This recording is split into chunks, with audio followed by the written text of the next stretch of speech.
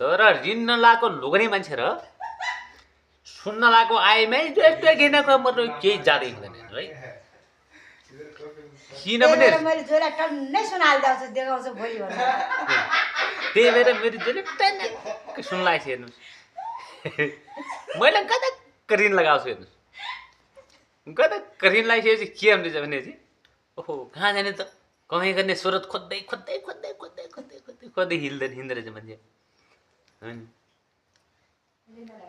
अब सुन लगाएको त के कुरा गर्ने हो र सुन टनक्क लगाएको छ भने चाहिँ आयो भने फेरि नभएका कान हल्लाउँदै किन हल्लिने उनके छैन कान हल्लाउँदै अनि सानो माथि सिमल्दै टिउली सिउली लाछ भने चाहिँ घाँटी देखाउँदै गरे आफ्नो तर यस्तो गर्नु मैले उपयुक्त ठानेन तर ऋण लगायो भने बेसी दुःखै हुने सुन लगायो भने कसै घाँटे काटि लगाइन्छ कसै कानी काटि लगाइन्छ कसै नाच्दै सिन लगिदिन्छ तर यिनीहरू दुइटा गल्ती नगर्नु सुन पनि नलाउनु ऋण पनि नलाउनु